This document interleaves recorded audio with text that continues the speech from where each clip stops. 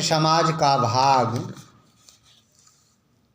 शव अर्थात एक शव आपके समक्ष प्रस्तुत है।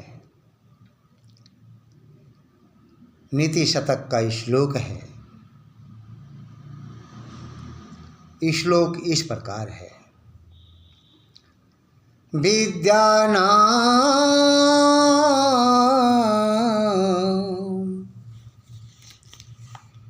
विद्यानाम नरसे रूपम धिकम प्रच्छन्न गुप्तम धनम। विद्यानाम नरसे रूपम धिकम प्रच्छन्नं गुप्तम धनम। विद्यानाम नरसे रूपम अधिकम विद्यानाम नरसे रूपम धिकम प्रच्छन्न गुप्तम धनम।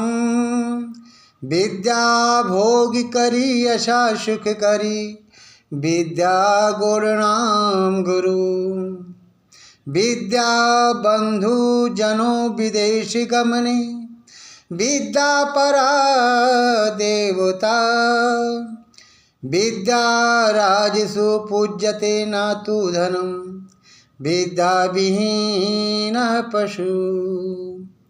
विद्यानाम नरस रूपम धिकम प्रच्छन्न गुप्तम धनम। विद्या भोग करी यशा सुख करी विद्या गुरुणाम गुरु। विद्या बंधु जनों विदेशी गमने विद्या परा देवता। विद्या राजसु पूज्यते न तु धनम विद्या विहीन पशु। अर्थात विद्या मनुष्य की शोभा है।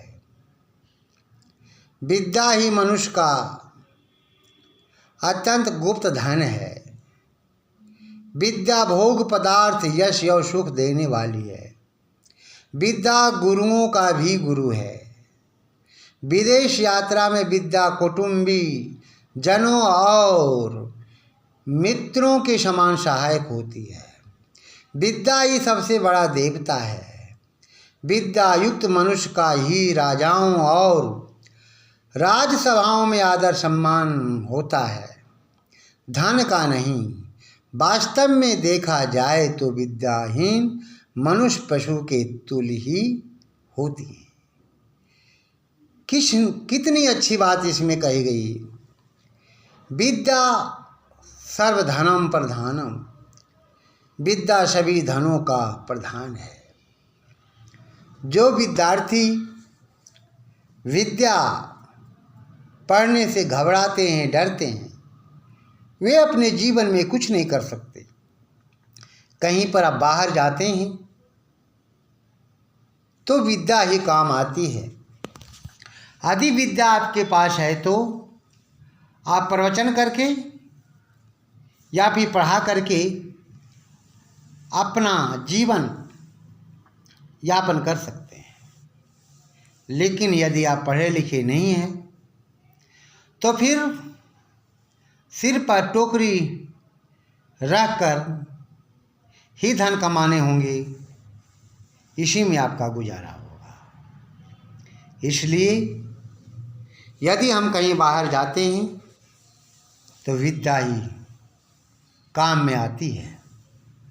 इसलिए कहा गया विद्या एक ऐसा गुप्त धन है जिसे कोई चुरा नहीं सकता। अर्थात चोर चुरा नहीं सकता, भाई आपस में बांट नहीं सकता। विद्या एक ऐसा गुप्त धन है जिसे चोरी करने वाला चोर जिसे चुरा नहीं सकता, भाई नहीं बांट सकता और ना कोई ले जा सकता। विद्या एक ऐसा धन है जो मनुष्य के मरने के साथ ही जाता है। इसलिए मैं बार बार कहा करता हूँ, विद्यार्थियों से विद्या पढ़िए, मन लगा के पढ़िए, अपने लक्ष्य को प्राप्त करिए, अपने उद्देश्य को प्राप्त करिए। यदि आपका कोई उद्देश्य नहीं है तो आप मनुष्य नहीं है, मानव नहीं है, आप विद्यार्थी नहीं है।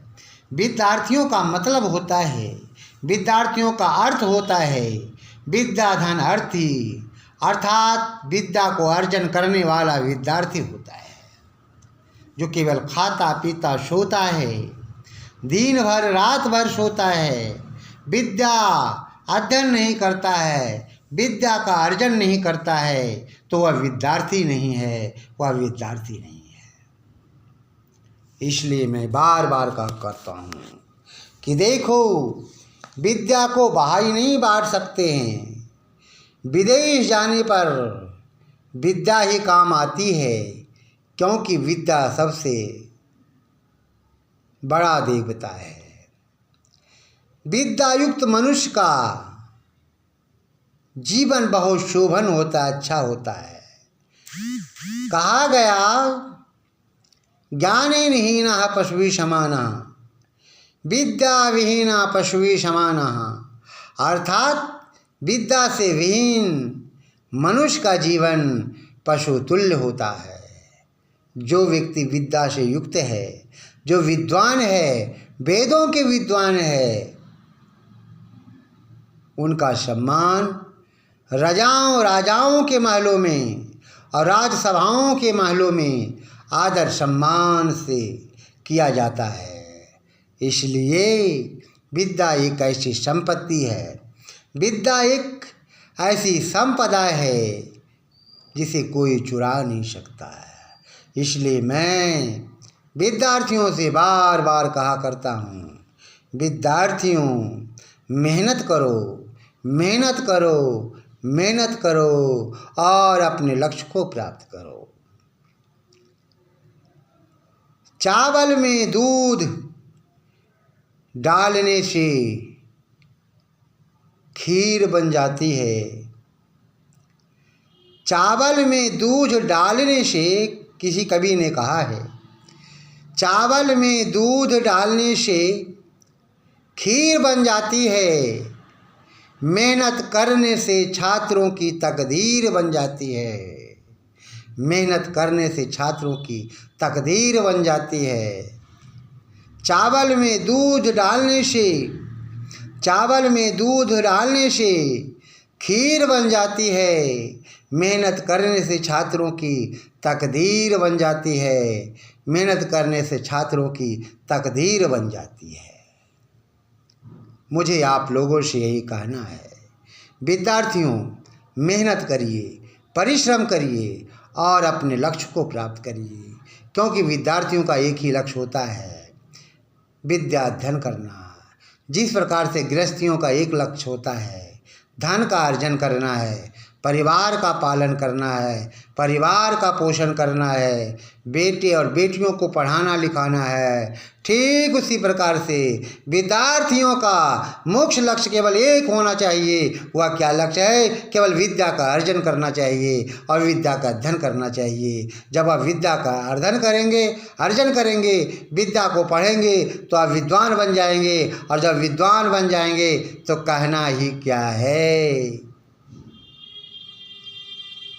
राजा स्वदेश पूज्यते, राजा स्वदेशे पूज्यते, विद्वान सर्वत्र पूज्यते।